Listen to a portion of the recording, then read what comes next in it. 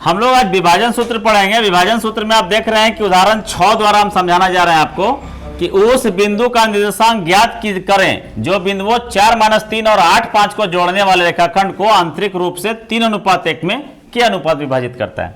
यानी एक रेखाखंड लिए, एक कोई भी रेखाखंड ले लिए, इस रेखाखंड का नाम यहाँ ए रख दिए, यहाँ बी रख दिए।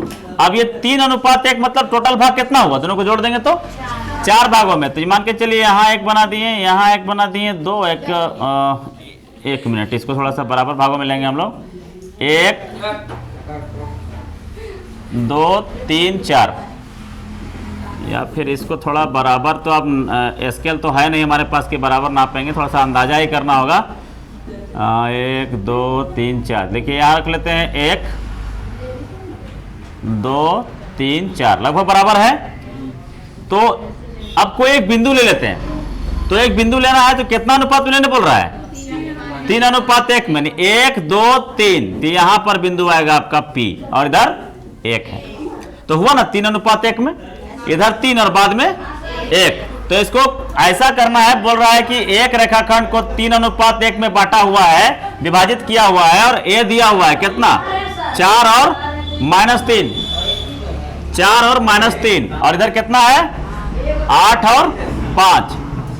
ठीक है, अब इधर 4 और -3, उधर 8 और 5 है। अब उसको 3:1 में बटा हुआ है, तो आपको देखिए यहाँ पे लेना होगा x1 बराबर आपका 4 है क्योंकि ये 1 में है, x2 बराबर कितना है 8 है, y1 बराबर कितना है -3 है, और y2 बराबर 5 है। अब यहाँ पे एक चीज और लेना पड़ेगा आपका, m1 अनुपात जो बटा हुआ है ना, वो m1 बराबर आपका 3 है और m2 बराबर आपका 1 है। अब आपको ये जो P है इसका निर्देशांक ज्ञात करना है। अब इसका निर्देशांक ज्ञात करने के लिए हमको सूत्र में बैठाना होगा, और वो सूत्र होता है विभाजन सूत्र, जिसको बोलते हैं, एक बार x निकालेंगे, एक बार y निकालेंगे। तो x बराबर आपका फॉर्मूला होता है m1 x2 plus m2 y1 बटा x1 सॉरी x1 बटा m1 प्लस m2। ठीक है, ये आपका फॉर्मूला है कि m1 x2 plus m2 x1 बटा m1 प्लस m2, और y बराबर एक बार लेना पड़ेगा, और y बराबर सूत्र हो जाएगा m1 y2 plus m2 y1 बटा m1 प्लस m2। कोई दिक्कत यहाँ तक? अब देखिए x बराबर आप लीजिए, m1 बराबर क्या लिए हैं आप, यहाँ गुना का चिन्ह है, x2 बराबर क्या है 8, इसको ऐसे घेर दीजिए, प्लस दीजिए, m2 बराबर क्या है 1 है, गुना x1 बराबर क्या है 4 है, घेर दीजिए। अब बटा में m1 m2 लिखना है, m1 बराबर 3 है और m2 बराबर 1 है।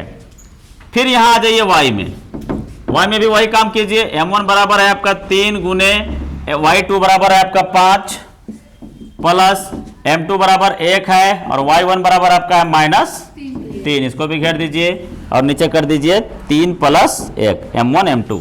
अब इसको तोड़िए, 8 दिया 24 प्लस 4 एकम 4 बटा 3 और 1 4, यहाँ भी y बराबर हो जाएगा, y नहीं बराबर दीजिएगा तो भी चलेगा, बराबर 5 दिया 15 प्लस माइनस का है कि यहाँ माइनस है ना, तो 3 एकम 3 बटा 3 और 1 4, एक ही जैसा 4 लिखिए दोनों साइड।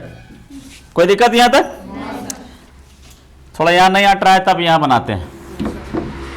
24 और 4 जोड़ देंगे कितना होगा 28, तो आपका x बराबर हो जाएगा 28 बटा 4, जो कि काट देंगे तो 4 सत्ते 28, यानी कि x का मान आ जाएगा आपका 7।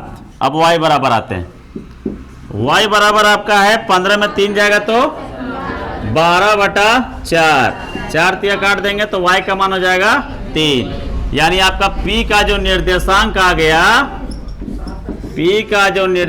आ गया, वो आपका 7 आ गया, x बराबर y बराबर 3 आ गया, यही आपका आंसर हो गया।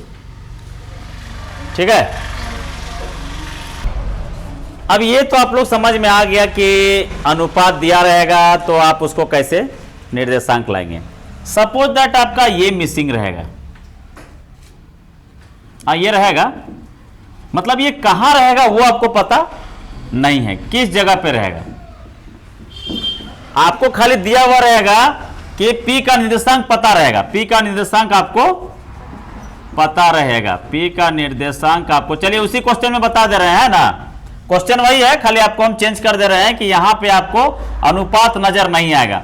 यहां पर क्वेश्चन चेंज हो जाएगा कि उस P नाम का कोई बिंदु है जिसका निर्देशांक है 7 और 3, यही ना आया होता। P का निर्देशांक आपका 7 और 3 दिया हुआ है, तो आपको ये ज्ञात करना है, यानी कि अनुपात ज्ञात करें कि किस अनुपात में वो विभाजित होता है। तो आपको क्या दिया हुआ है, P का निर्देशांक दिया हुआ है, ज्ञात क्या करना है आपको, M1 M2। तो चलिए x1 बराबर क्या है आपका 4, y1 बराबर, x2 बराबर क्या है आपका 8, y1 बराबर क्या है -3 और y2 बराबर क्या है 5। अब M1 बराबर दिया हुआ है, यही ज्ञात करना है, M2 बराबर दिया हुआ है, यही ज्ञात करना है। निर्देशांक आपका दिया हुआ है, यानी कि x दिया हुआ है और y दिया हुआ है, x दिया हुआ है और y दिया हुआ है। तो चलिए आपको करना क्या है, सो देखिए, इसमें कोई एक भी बनाइएगा तो आंसर आ जाएगा, चाहे x का मान लीजिए चाहे y का मान लीजिए।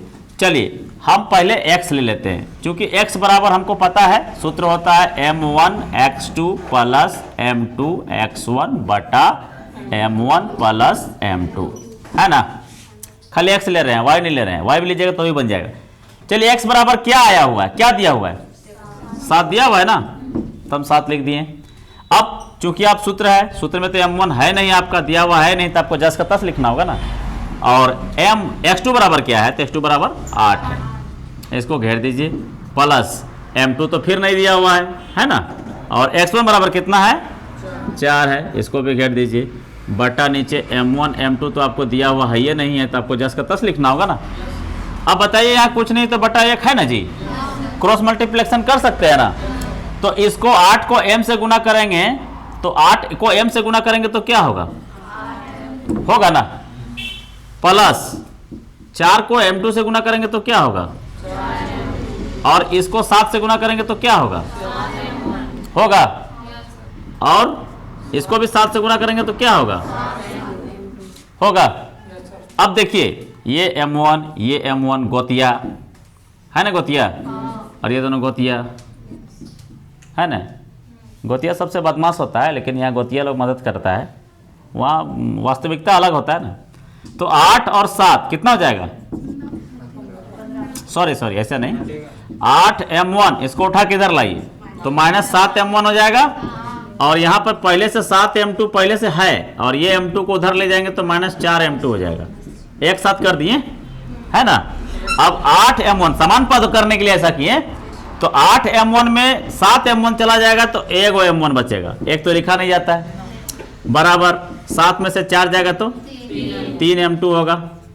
अब क्या करिए कि यहाँ कुछ नहीं है तो एक तो है ना, तो m1 को यहीं पर रहने दीजिए, और ये गुना वाला m2 को इधर ले आइए, है ना, और यहाँ तो एक है ना भाई, पहले से कौन है यहाँ पे 3, और ये गुना वाले इधर के क्या हो जाएगा,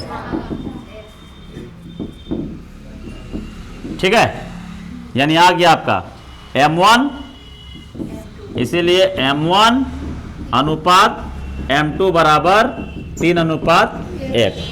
ये लाना था ना आपका आंसर, हम इसी क्वेश्चन में बता दिए जानबूझ के ताकि आपको दिक्कत ना हो, ठीक है।